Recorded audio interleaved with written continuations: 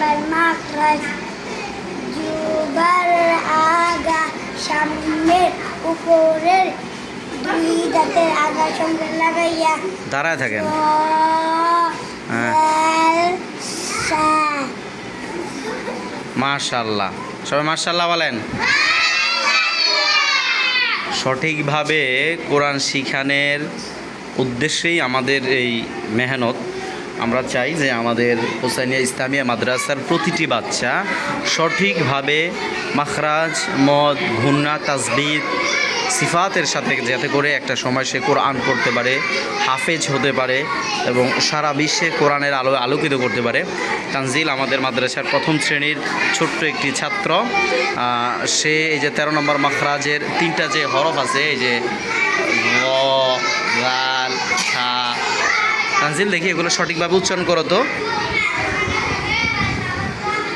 সঠিকভাবে পড়ো তো, পড়ো এটা না। হ্যাঁ, দেখি আমারে দেখাও তো কীভাবে উচ্চারণ করো, আবার বলো। হ্যাঁ বলো, দেখি সুন্দর করে বলো। হ্যাঁ বলো, সুন্দর করে বলো,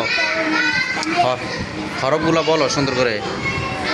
এদিকে তাকে বলো, এদিকে। হ্যাঁ হ্যাঁ, এই তো সঠিকভাবে হয়েছে নাকি?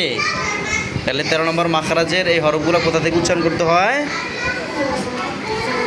জিহ্বার আগা। দেখি উচ্চারণ করো তো। হ্যাঁ বলো বলো।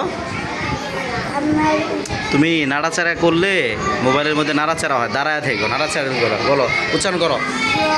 হ্যাঁ হ্যাঁ, মাশাআল্লাহ। এইভাবেই আমরা প্রতিটা হরফ সঠিকভাবে শিক্ষা দেই, যাতে করে হরফ থেকেই তো একসময় সঠিকভাবে কোরআনটা শিখে।